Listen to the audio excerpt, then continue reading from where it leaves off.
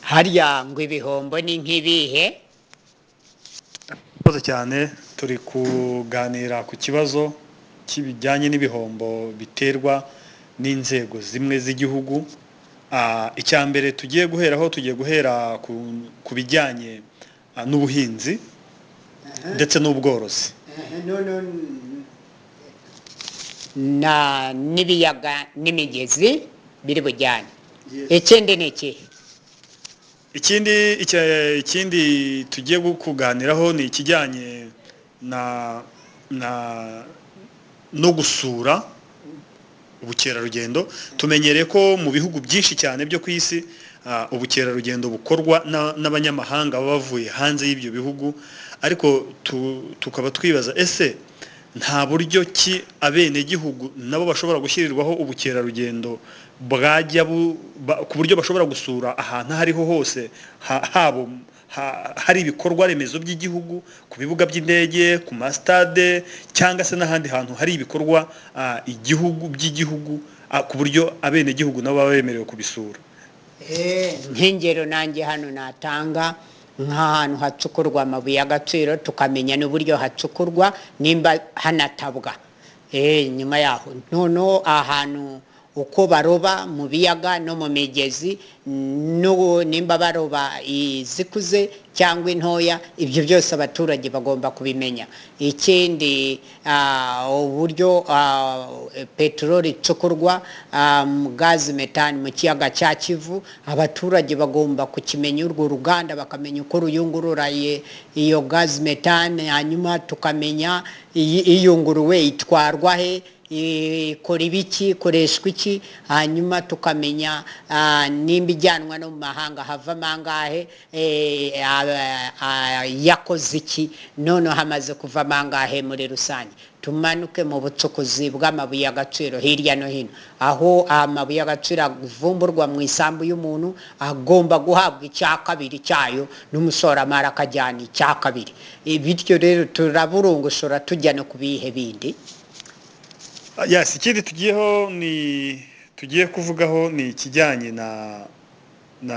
n'ubukerarugendo. Mwadusobanurira ese ubukerarugendo ku bibuga by'indege birebana n'abenegihugu batari abanyamahanga, kuko abanyamahanga bo inshuro nyinshi cyane barahagenda, mwaba mubona ari ngombwa ko twe twifuza ko, cyangwa nka RUDA turifuza ko abenegihugu bagira uburenganzira ku bibuga by'indege, bakajya gusura ibibuga by'indege, bakajya kureba indege igihugu gifite, zaba izikora transport cyangwa se zaba n'iz'abantu ku giti cyabo, ndetse bakanamurikirwa na buryo ki izo ndege zikora, ndetse n'ibyo zikora, ibyo zinjiza, amafaranga zinjiza. Abenegihugu nabo bakaba bagiraho uruhare kumenya uko izo ndege zinjira mu gihugu n'ibyo zinjiza mu gihugu, ndetse n'agaciro kazo, kuko abantu benshi cyane bafite amafaranga ku buryo baba bifuza no gushora imari yabo mw'ibyo bibuga by'indege, bitagize uruhande bibogamiraho bivuga ngo ishoramari ry'indege runaka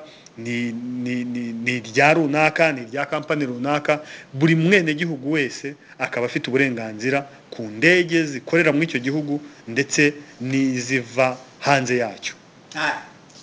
Birumvikana, icyo igitekerezo ni cyiza cyane.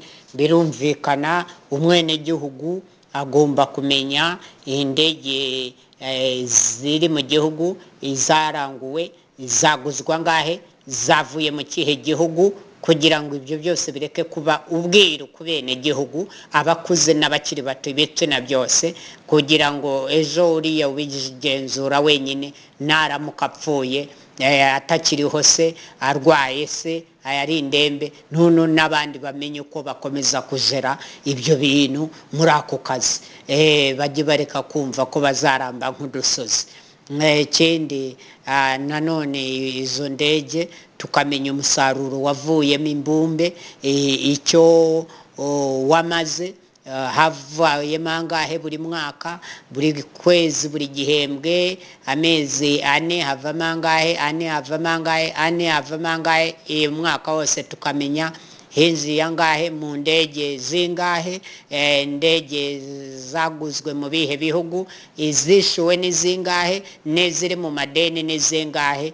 Hanyuma tukamenya n'uwashizeho umukono, hanyuma tukamenya nimba barabahenze cyangwa twarakatuje tukazigura kuri make. Hari ikindi noneho wowe wakwataka ku bwato cyangwa ku ndege iracyari hehe? Yes, murakoze cyane. Mbere yuko njya ku mato ku bijyanye na transport yo hasi y'amazi, ku ndege ikibazo ngifiteho, ndacyafiteho ikibazo cy'uko nubwo izo ndege zinjira mu gihugu 90% ubushakashatsi twakoze twasanze 90% abene gihugu batajya bamenya mu bihugu byabo indege ziba zaje zite, ziba zinjiye zite, ese zikora zite. Nkaba nibaza nta buryo mwaba mutegura bw'ukuntu muzamurikira neza abene gihugu ukuntu indege zinjira mu gihugu n'uburyo zikora, ndetse hakanagaragazwa n'inganda ziba zakoze izo ndege, hakagenzurwa niba zaba zujuje ubuziranenge zibwemerera kuba zemererwa gukorera muri icyo gihugu ndetse no ku rwego mpuzamahanga, cyangwa se hakaba hanagaragazwa n'ububasha bwazo, niba buhagije isoko ry'icyo gihugu zikoreramo. Kuko hari abantu bajya bashaka gukurikirana inyungu zabo, ugasanga umuntu aguze indege kubera ko we afite ishoramari mu gihugu runaka ashaka gukoreramo, akagura indege akagenda akayitereka muri cya gihugu ashaka gukoreramo, ariko ugasanga nta wundi muntu n'uyu n'umwe wemerewe kuba yagura indi ndege ngo ize ibangikane na yangenzi yayo ya wa muntu kugira ngo zikorere muri icyo gihugu. Nkamwe hari ukuntu cyangwa se hari uburyo bundi bushya mwaba mwumva mushaka